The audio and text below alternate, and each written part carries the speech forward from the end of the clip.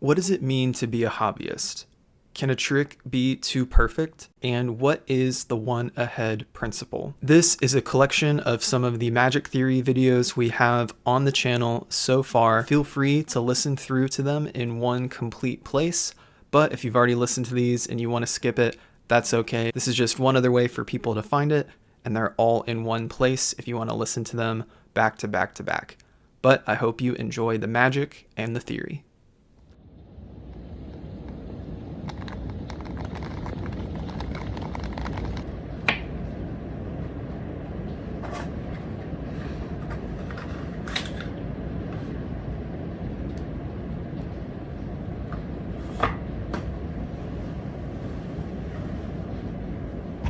In her best-selling novel, Station 11, author Emily St. John Mandel writes of a traveling symphony going by carriage across a post-apocalyptic world where they put on plays for the different surviving communities going through this survival scenario. They scrounge together anything they can find to make their props and their costumes, and this is what they do. This is the community they formed around themselves, going to these different surviving communities and giving them the gift of art and plays. So the question is, why do this? Why learn and perform Shakespeare, especially at a time such as the one in the novel? On the side of their carriage, they display the answer.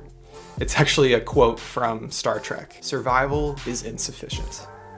Hobbyist can have a derogatory term. I've been a magic enthusiast for almost 20 years, and I've been a YouTube enthusiast just as long. This YouTube channel actually started as a magic channel when I was a kid, sharing things I was learning or that I was trying to create. I was engaged in the online forums, everything. But then in college, I got deeper into the passion beneath the passion of story and writing. And so that was what I focused on in college, and this channel definitely reflected that. I did video essays, I broke down movies, I tried to explain what I thought good writing was, or what I learned that good storytelling looked like. So while this channel is actually about to return to the magic bent more focusedly, those passions, those hobbies are still within me as a person and are going to be presented in the content I create here. But all that to say, in all my time as a magic enthusiast, I've seen these two terms used when people are trying to discuss tricks or different elements of magic: professional and hobbyist. So when talking about a magic trick, a magician might say, this trick is great for a professional, but may not be good for a hobbyist due to the cost, or it's instantly resettable, these certain values that are more valuable to a professional. This trick over here, on the other hand, is a little harder to get into. It's a little weirder maybe, but that's great for a hobbyist to try out because they don't need to worry about the other factors that a professional needs to worry about. Now, at the end of the day, I think that is a useful distinction. I don't think there's any harm in it. But I wanted to try to redeem this notion that hobbyism in magic or in anything else is somehow negative or less valuable. So whether you're a magician or not, I think this video will apply to you and your hobbies, or to put it another way, your non-monetized interests. Maybe you're at a season of your life where you feel like you've lost your hobbies, or you feel like you can't have hobbies, or that you just don't feel interested in anything. There are two beautiful aspects, values, to being an enthusiast of something, of being a hobbyist. These are things I think we can take for granted, but are immensely valuable. At the same time, I do think there's a way to be a hobbyist that harms you instead of helping you. And of course, we want to avoid that as well. So I wanted to use today's video to talk about those two elements of hobbyism and how you can use them to help you and improve your quality of life. And of course, hopefully avoid the harmful aspects as well. The first value of having a hobby is found in the joy of collecting something. Have a collection. Go out there, whatever your interest might be, and collect things that represent it. This includes two things though. One of them you probably already assume, which is things. In my case, as a magician, I'm collecting decks of cards. I'm collecting magic tricks themselves, magic props, things that help me do the tricks. That one is probably easy to assume with any hobby, but don't take for granted as well that in engaging in any hobby, you're also pursuing the collection of knowledge. I myself collect magic books. I seek out instructions for tricks that I'm trying to learn. I try to learn theory from minds that I really respect in this craft. And this applies to other hobbies as well. You're collecting both actual physical things, for sure, but you're also collecting knowledge that helps you more deeply understand and enjoy whatever your hobby is. There certainly seems to be a stigma with having a collection, whatever it may be, or in whatever genre. Unfortunately, this stigma can sometimes be hypocritical or a one-way street where people who have their own collection misjudge yours because it's not the type of thing they like to collect. I feel like most people are collecting something though. It's just that if you see someone else collecting things that you're not into collecting, it's easy to misunderstand or judge it. So with all that, here are 2 ways I would recommend collecting, but with intentionality. So first is for joy. Collect for the joy of it. Pay attention to what is interesting you in that hobby that you're trying to pursue. If it's music, what pieces of music do you want to learn? What musicians really inspire you? Or what instruments do you think will help you, but also be enjoyed by you as you pursue that craft? It's just that simple question of, are you interested in it? If you're interested in it, you should go for it if you're able to. I had a brief model kit phase during the years of like 2020 to 2022. And while that didn't last as long as my magic interest has, that doesn't mean the time was wasted. The joy was real. So I think there's a reasonable degree to which you should be unhindered and unworried in pursuing something new and starting a little collection. Of course, with the joy value is that sort of asterisk that you have to do this with discernment.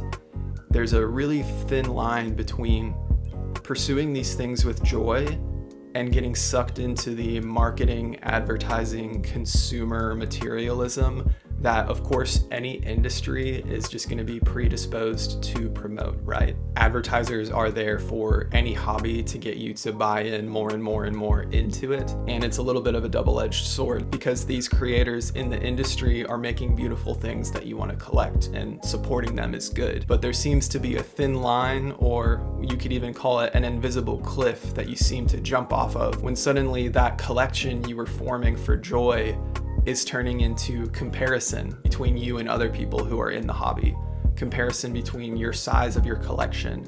It starts to become shallow, and that's a moment to pause. I would encourage you to think back on what made you interested in this hobby to begin with. How can you get back into that place of just enjoying what it provides for you? That's probably rest from work. It probably engages a different part of your brain than what your work does. I have a friend whose work is very head focused, and so he likes to work with his hands after he comes home after a long day. So I think that's how you can avoid some of those trappings that the collection stigma judgment does legitimately criticize. This kind of materialistic element is not the purpose. That's not the goal of having a hobby, and it's not the goal of collecting things. You also might have to downsize your collection someday. I got to, in a kind of Toy Story 3 moment, give away a lot of old toys a few years ago to some friends of ours that me and my wife wanted to give these toys away to. And that's another thing that can make collecting so beautiful is community. Not comparison, but community. So other than the acquisition of knowledge that makes you enjoy the hobby and items that make you enjoy the hobby, what's that second value? I would say the second value is the idea of practice, or practitionering, for lack of a better term. What do I mean by that? Well, first is enjoying something privately, just with yourself, for its own sake. There's really a purity in that. And that's why hobbies can be so valuable. They're providing something to you that doesn't earn you any money necessarily.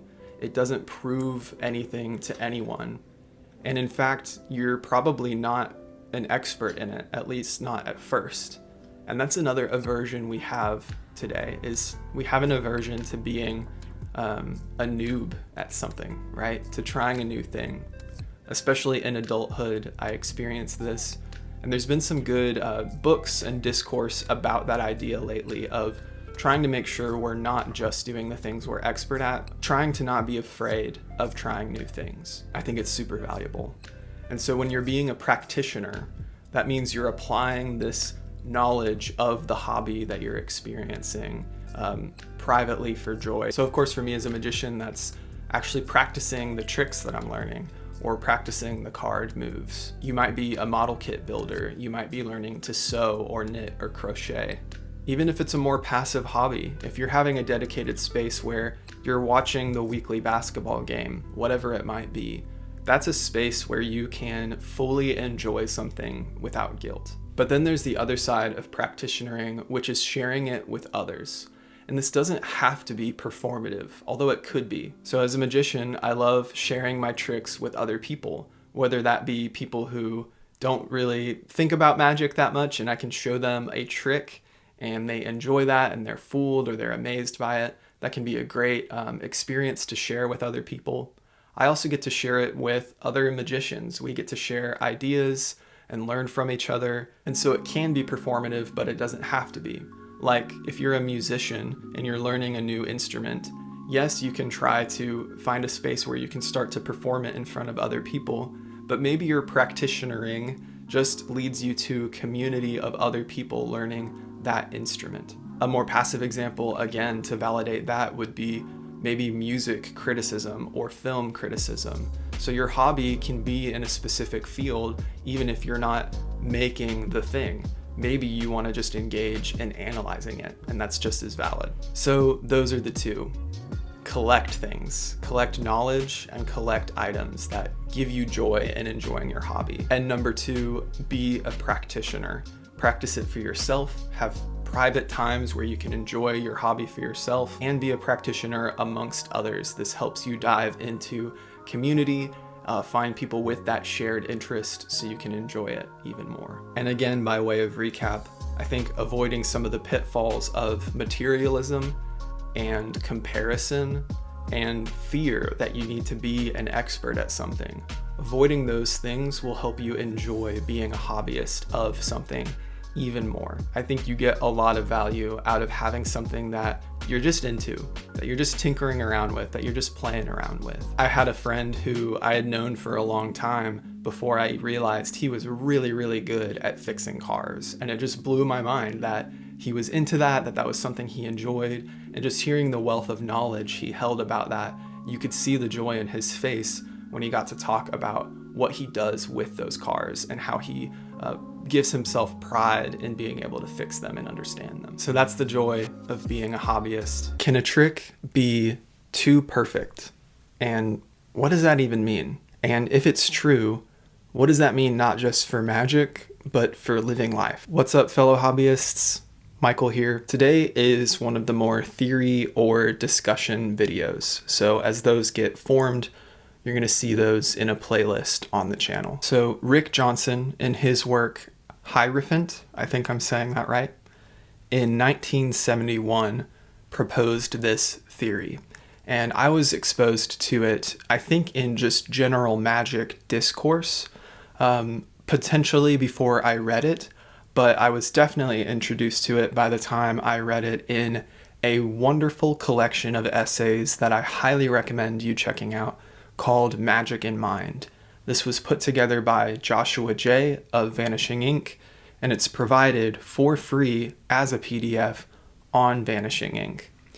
What's really cool is that recently they also produced an audiobook version. I still have yet to check out the audiobook version, but I love that they're providing these free resources to magicians that sort of curate and compile really good theory.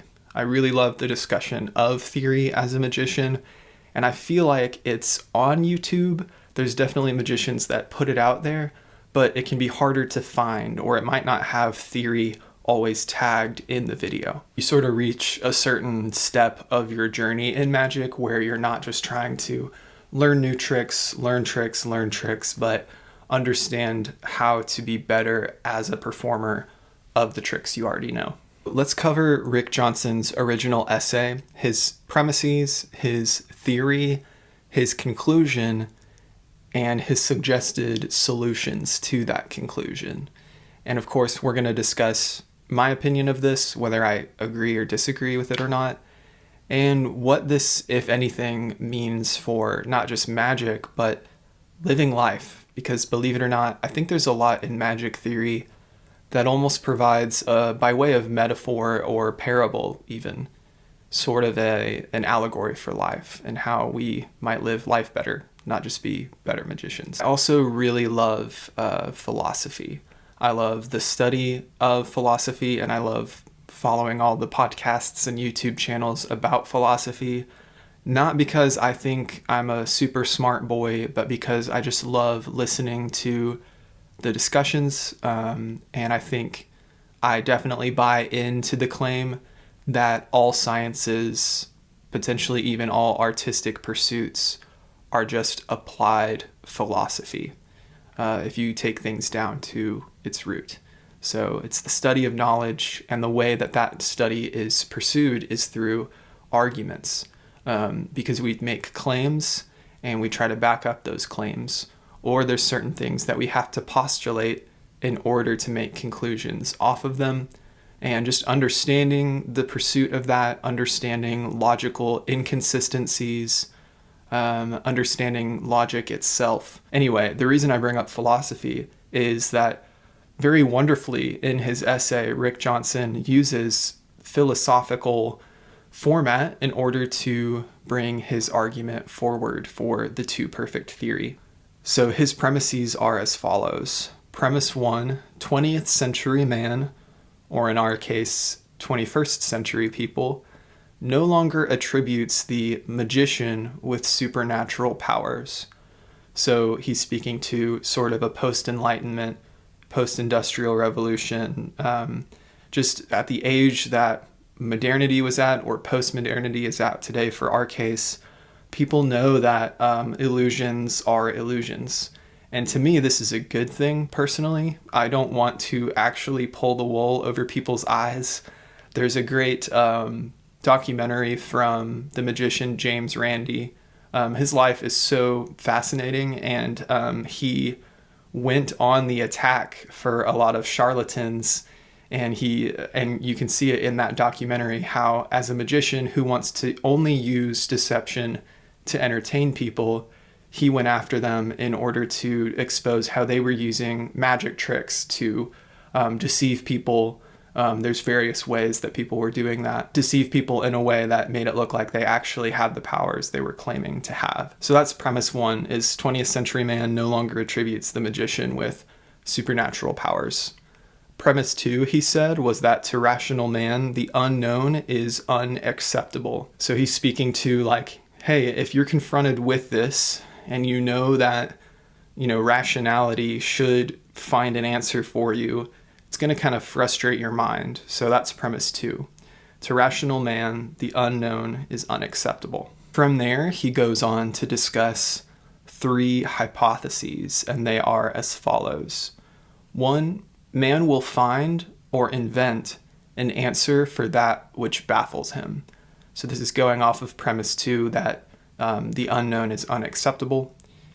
2, that answer need not be completely rational and or consistent with available data. So this is the idea of, I just need an explanation, which is funny because the idea is that I'm a rational person. That doesn't seem rational, but then my sort of replacement for that fact can be irrational. It doesn't have to be perfect as long as it's an alternative solution, right?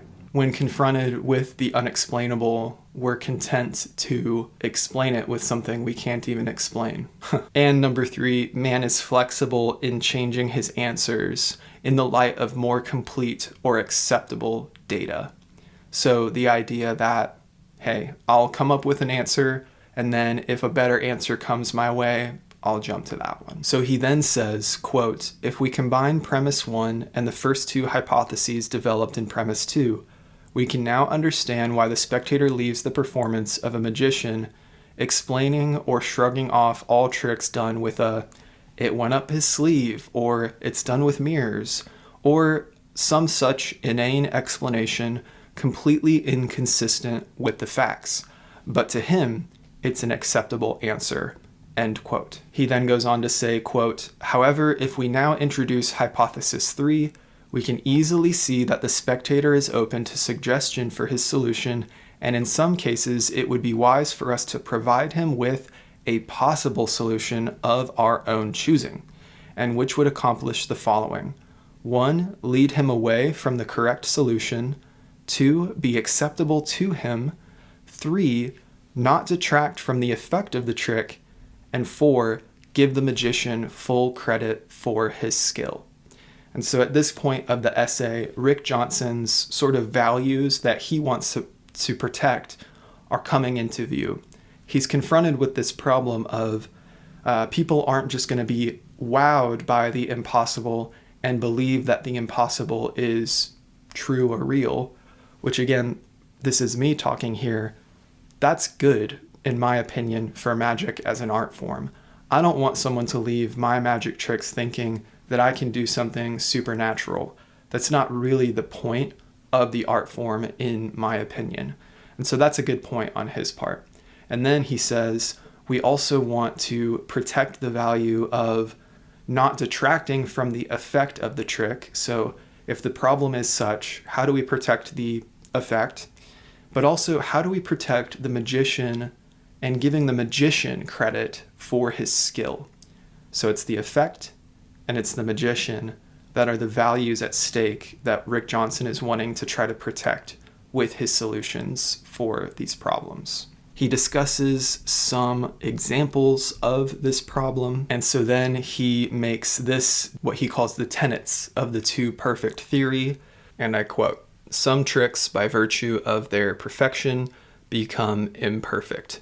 Conversely, some tricks by virtue of their imperfection become perfect. So his initial example to show this theory is one in which the magician's deck of cards is given to a spectator. They shuffle it while the magician is in the other room, and then coming back, he tells them what card they chose from the shuffled deck. So in Rick Johnson's example, he brings up the issues of what the spectator will do in their mind after that, which is that it is a trick deck because the conditions were, in his words, too perfect. They were able to shuffle the deck. The magician wasn't present to do any sleight of hand.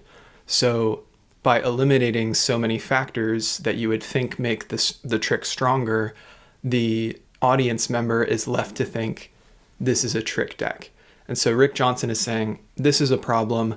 It's reductive. They just go, trick deck, because ironically, by making it so impossible with being in the other room and letting them shuffle it, etc., they're led to a conclusion that is not very flattering for the magician. They're able to just say, it's a trick deck. So then he proposes some ways to imperfect tricks as actually a format to make them stronger. The effect is preserved, and to preserve the reputation of the magician to the spectator.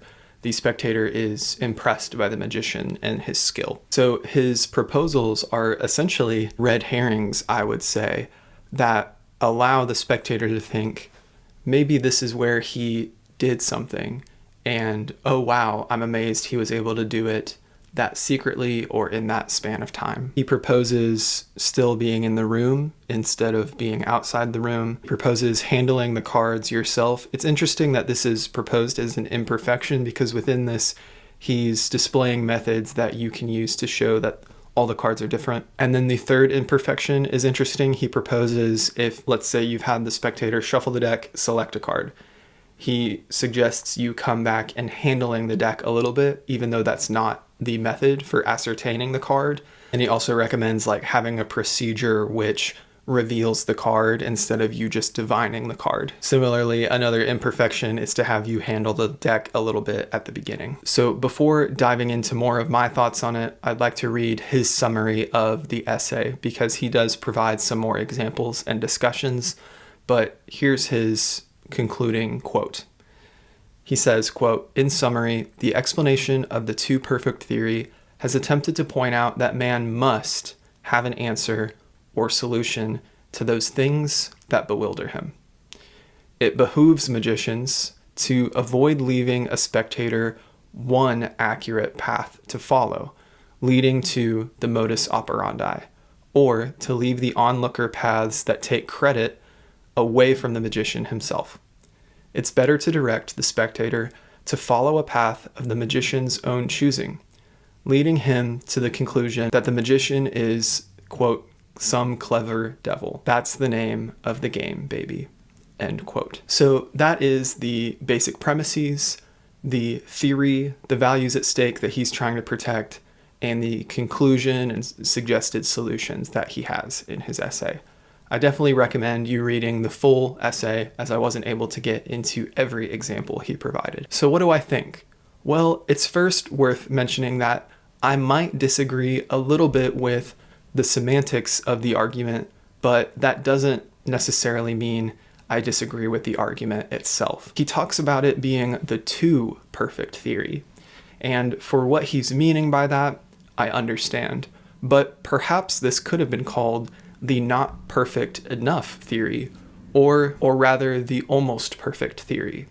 Imagine you're in high school and you just got a 99% on your literature test or something. You know where that 1% was docked from. You know that one question that you got wrong, right? But let's say that you got a 75.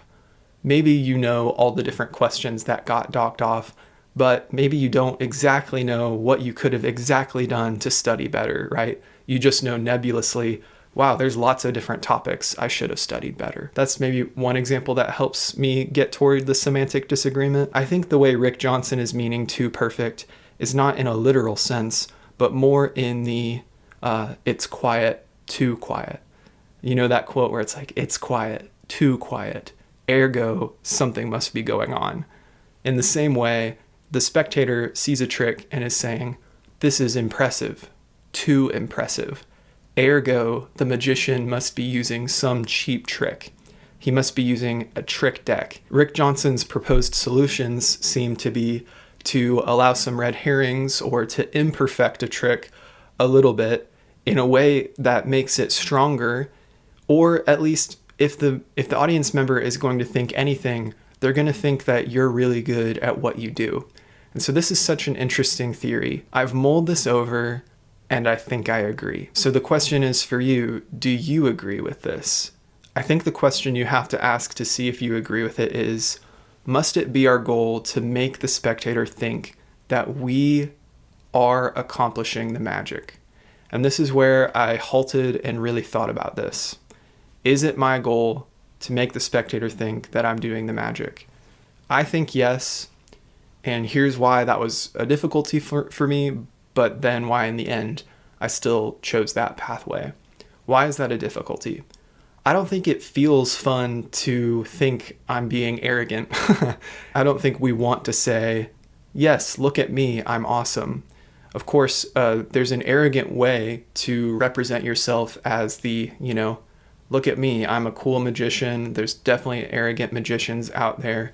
I'm sure I've been arrogant sometimes when performing, and that's what I hate seeing, and that's what I don't want to do, whether intentionally or unintentionally. But you can still pursue this value without doing that. You can still pursue this value without being that guy. Let's say you're a musician and someone comes up to you after you've performed and they say, you're amazing.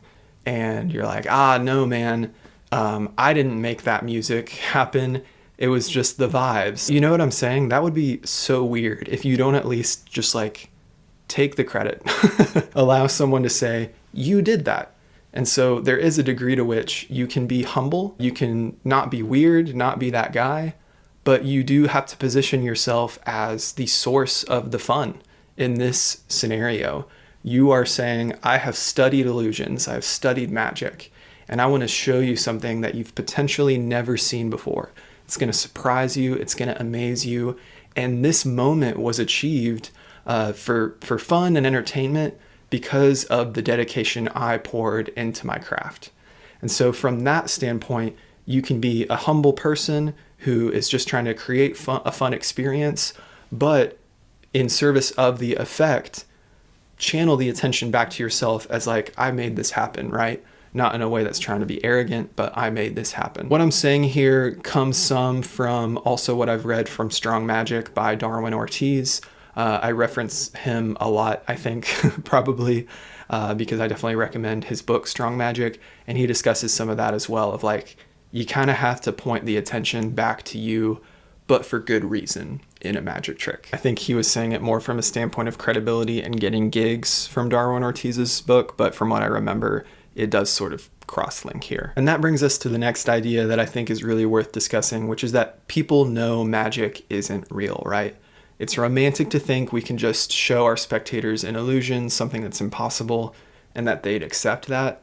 But like I said at the top, is that even what we really want? I don't think so. So it might feel like a necessary evil, but if you steer them down some false alleyways that at the end of the day leave them confused as to how you did it, but they know you did it, that is enough. That accomplishes the goal. So as I've really processed this, I think this can sound cynical, right?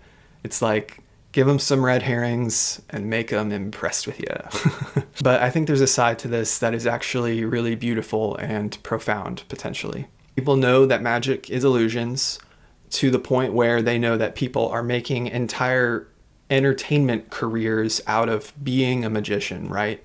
On America's Got Talent, you don't just see musicians and actors, comedians, whatever it might be, stunt performers.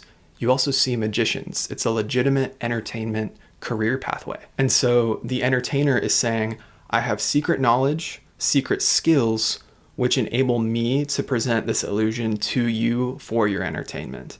So it'll feel real, but it's just being done through my dedication, mine, to achieving this illusion. So it's not a prideful thing to want to receive that recognition. There's definitely rude ways to do it, but the key is finding that appropriate level of humility with confidence. The humility of being approachable and fun to watch or interact with, but the confidence that someone can almost let go and rely on you to provide the entertainment of the illusion. And then when they look back on it, they're going to enjoy the illusion more if they're not cynical about it either. It's okay that they have to say, he must have done something there. Wow, what a crazy magician.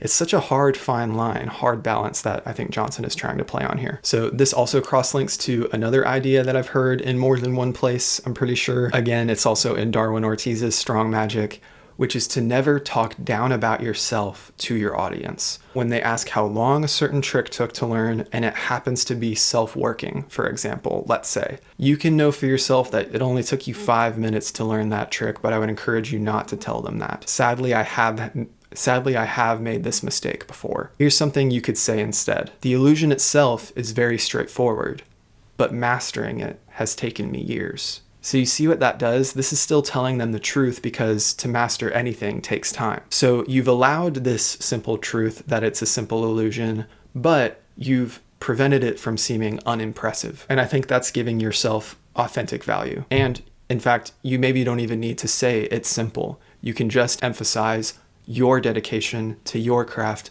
which is real and is worth validating. That to me is not dipping into other territories that would be inappropriate to speak untruthfully, right? So I'm still being a performer in that mindset when I'm commenting on the tricks themselves, right? So in that way, I'm considering those extra comments before and after the trick is over for the audience's mind, and I'm considering those part of the trick, right? So there's things you say outside of the trick that are part of the trick. It's a really fascinating theory, really fascinating essay you can access for free. Go ahead and check out the Magic in Mind book on Vanishing Ink.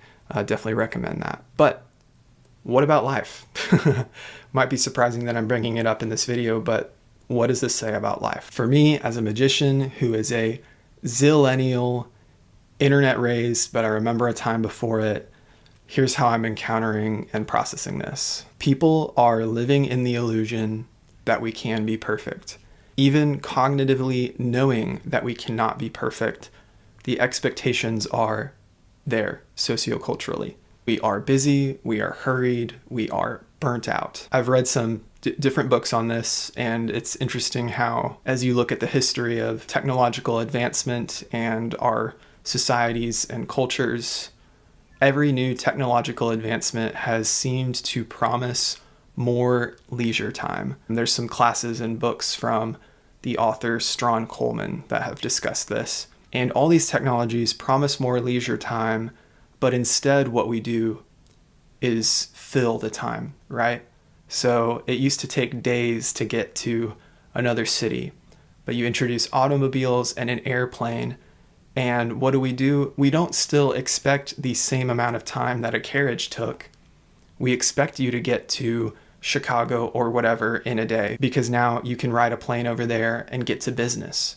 So instead of giving us more free time, all these advances give us more time to fill and cram and expect more out of ourselves and each other. The floor of expectation will continue to rise throughout your lifetime. You can have business clients from anywhere now. You can also be demanded of at any time by anyone. You have YouTube celebrities hiring an editor that lives in a different time zone so that YouTuber can film their vlog, go to sleep, the editor edits while they're sleeping, they wake up, and that is ready to post. Now, obviously, that's a pretty cool life hack, and still they're sleeping out of it, but it just shows the high demand of time being filled at every moment for this idea of productivity. We don't let the gaps that new conveniences provide stay as gaps. The gaps will never stay gaps. We just fill the gaps. A new gap is created by technology or a system or whatever, and unless intentionally protected,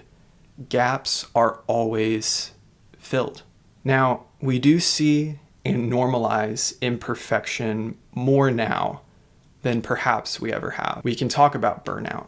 We can talk about mental health struggles. But then we just have this imperfection celebration being usurped and feeding into the same productivity machine. You can be vulnerable for clicks, or you can take it the negative route and react to people whining about their problems for clicks. You can make vulnerability part of the branding. You can make authenticity part of the image. Bo Burnham talks about this as well. It's this sort of meta-awareness, and I've certainly grappled with it. Even as I've tried to approach this YouTube channel, I want to actually be rewarded for artistic work, and that's valuable and good and okay. But it can feel cynical. It can feel like you're just a part of this machine. And to me, when I hear the words too perfect, I think of those demands. I think of the demands of this continual cycle we all head ourselves down. So what's the conclusion? How might we embrace a too perfect theory of life? Meaning, how do we purposefully imperfect? Which in this lens, I guess I'm sort of proposing as a purposeful lack of productivity sometimes, a purposeful balancing of work and life, rest and productivity, sprinkling in time alone, time with relationships, and not just meeting all of the demands of the gap fillers. How do we purposefully imperfect our lives in a healthy way? A few suggestions. 1, reduce your time on social media, especially the ones in which you find yourself comparing yourself to other people. I was watching an interview with a happiness expert.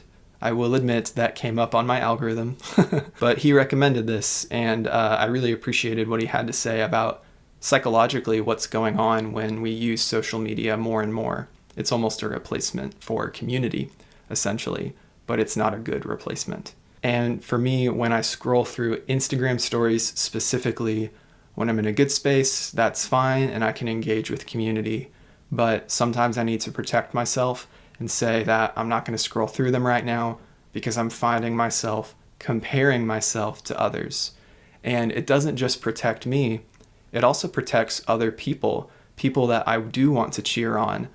If I need to take a break because I'm finding myself comparing myself to others, it protects them from me viewing their success as my failure. Does that make sense? So it actually is healthy for all parties if you take those breaks from social media. If you are trying to be a content creator, you might also make sure that you have separate private accounts so that you can go on those when you're not trying to be in business mode in your mind. Tip number 2 is to increase time for creativity and to curate or potentially even reduce the time that you are consuming media. I get this idea from Think Media. Sean Connell talks about producing more than you consume. There's a mentor from my personal life and from the books he's read and the things he's digested of recommending the idea of curation. Limiting as well, but also the idea of it's not just limiting, but what are the things that you're actually consuming yourself and where does that leave you? Tip number 3, spend time with the close people in your life. This again comes from that happiness expert, just the fact that social media is not a replacement for real in-person relationship. 4, go to therapy. And 5, find a way to somehow do less. We've used the phrase less is more a lot, but I've liked to start telling myself and other people lately that less is less. The phrase less is more still puts the value positive on the word more. In our language, it's kind of baked in that more means better. And so by saying less is less, I'm just trying to reemphasize that the lessness is the valuable thing because we're protecting the gaps. So this includes a lot of things, but could start by trying not to take on too many projects, however much it is within your power. For more on that, I would definitely recommend a book called Slow Productivity, which has definitely transformed some of my thinking this year as I view my work. So that's the 2 perfect theory of life. The perfect is the heightened demand on your time and attention. The purposeful imperfecting of your life is to protect some of those gaps that will help you feel more balanced and less like a machine. According to Genii Magazine, the one-ahead principle is a method of keeping a step ahead of the spectator during a trick. Gene Hugard, in Hugard's Magic Monthly from March 1954, explains that his principle is used mainly in mental magic, but has also been applied in several cases to tricks with cards. Why is the one-ahead principle so wonderful? What do you need to understand about the one-ahead principle for magic? And weirdly enough, what do you need to understand about the one-ahead principle for life? To me, the one-ahead idea is like wrapping up a surprise present for your audience member and then getting to enjoy and delight in their discovery of that surprise. I'm not trying to make it sound weird. There is just something genuinely delightful about creating that experience for someone. And it is kind of fun to know you have a secret that you're hiding from them that you're all ready for, that they're going to discover soon. So we talk about things being planted ahead of time or holdouts or more than the perceived number of objects being held in a certain hand or location. And of course, there's mentalism as well, where you're aware of something that the spectator doesn't know you're aware of, or you're one ahead with a piece of information. So I encourage you to pay attention to this. The more tricks you learn in magic, whether you've been around the block for a while or not, you'll start to see that theme. That's why we have kind of a theme and a principle and a nomenclature around it. Let it inspire your creativity. Think of ways that you can use the one-ahead principle to create strong illusions. Just on this channel alone, you can look to the coin case gimmick that we talked about earlier. Try to apply that in a one-ahead sense. What if you vanished a coin in one way and you had another coin ready in the coin case gimmick to reveal? Think about the ambitious card routine we taught on this channel. We had that end with a card to box. How could you do that differently? What's another location that you would have the card finally appear in? Outside this channel, there's lots you could look to, but one project that I think perfectly encapsulates the beauty of this principle is Angle Z, or Angle Zero, by Daniel Madison. He's released it in various forms and formats and places over the years. I was first exposed to it in a lecture note book, but he then updated the idea later and he shared a version of it on Theory 11 in one of his compilation DVDs. I didn't get the chance to check that one out, but then he went on Illusionist and shared a solo dedicated project for Angle Z. And in fact, that's true of a lot of things that he had kind of released earlier, is that they got updated and further notes made on them. And he made dedicated releases for them with Illusionist. When I first saw Angle Z performed by Daniel Madison on the Theory 11 trailer for his compilation DVD, that was one of those moments you remember in magic where you're just thinking, how is that possible? That is insane. That is real magic. And it's amazing how tricks like that sometimes have the most simple solutions, but he is just a genius in how he has thought through every moment that goes into that and the psychology of it. It's also cool to see the earlier versions he discussed how there were some extra bits and some extra steps, some extra provers, some extra justifications, and over time, he's gotten rid of those, which I find really fascinating. So do this from time to time in magic. I think it's really fun and really helpful. Isolate a principle or an aspect of theory and just focus on that. Look for the ways that you already see it in your magic and just start to think creatively. What are ways you can elevate the function and practicality of that idea of theory, but then make sure you're tying it back to the entertainment value, because ultimately magic is an entertainment medium, it's an art form. So how does it serve the purpose? Where am I getting ahead of my audience, and how can I use that to surprise and delight them? And then on the other side, living life.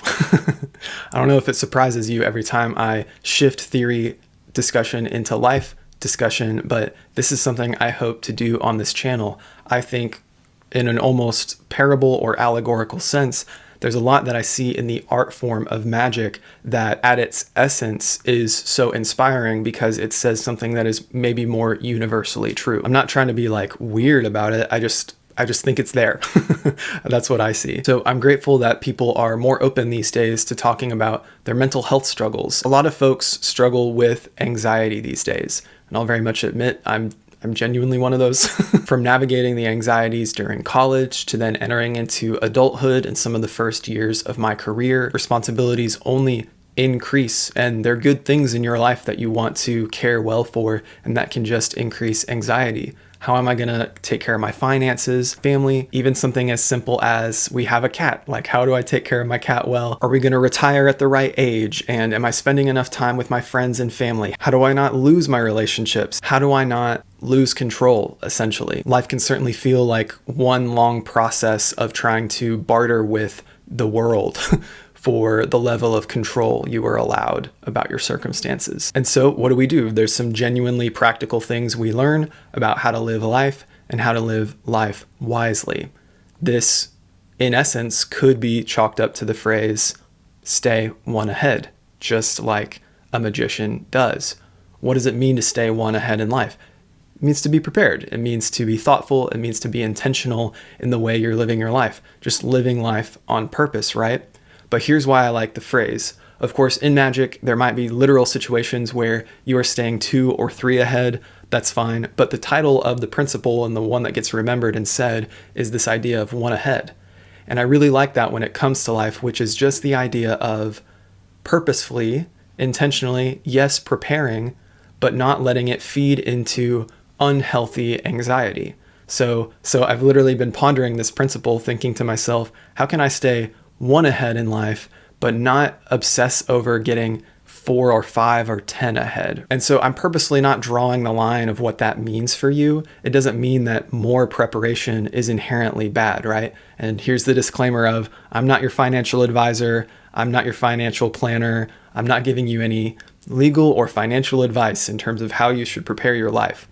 But just as a general principle, the idea of the balance of life. How do you prepare well and be intentional in setting yourself up for the future, even if it's just the next day? How do I plan for tomorrow? But also not losing the present moment. So I'm speaking more to a posture of life, I guess, a tone of life, than I am trying to draw a specific line around anything. What does the posture of anxiety look like? I would say the posture of anxiety looks like doing all this work, doing all these plannings, and then when you're actually getting to enjoy the fruit of that labor, like maybe you set up a lunch with a friend, and then when you're sitting down for lunch with them, you're thinking about that next thing. If you're losing your presence, that's the posture of anxiety, and it's just something to pay attention to? How can you work to replace your posture of anxiety with a posture of presence? Doesn't mean you're going to stop planning. It doesn't mean you're going to stop thinking or preparing for things ahead of time, but it means that when you actually get to enjoy the fruit of your labor, if it's a shared moment with your spouse or significant other or family member or friend, what are you thinking about in the moment that can't wait until after that moment is over? It doesn't have to just be in the realm of relationships. How many of us experience this, I feel like, universal struggle where you're at work and all you can think about is what you're going to do after work, how you're going to take a load off, what show you're going to watch, whatever. And then as soon as you get home from work and you turn on a TV show, or you're trying to go on a walk, or you're trying to play a game and relax, whatever it is you're trying to do to not work, what starts flooding your head but thoughts and worries and concerns about work the next day. We literally have memes around the psychology of mounting anxiety that comes at the end of Sunday for work coming on Monday. There's a lot of external factors we could talk about with that. A lot of those external factors are ones I cannot control, but I can at least work to control some semblance of the mental activity that I have going on and what I choose to think about and the thoughts I try to cultivate in my mind. So I'm maybe getting a little cheesy with this, but it's kind of cool to think about. What would it look like if I asked myself, am I being one ahead with this? Like a healthy one ahead, or am I getting like anxiety level 5 or 10 ahead? And again, I'm not deciding what that line is for you, but have you asked the question? Stay one ahead, not 5, 10, 15, or 20 ahead. Stay present with the moments and people in your life because life is short. What do you think about the one ahead principle, or what do you think about it as it applies to life? Feel free to disagree. Just thinking out loud here and trying to share authentically with you. Hope you enjoyed the magic theory discussion. Which of these discussions was your favorite? Is there a future discussion you would like us to cover on this channel? Let me know in the comments below, and I'll see you in the next video.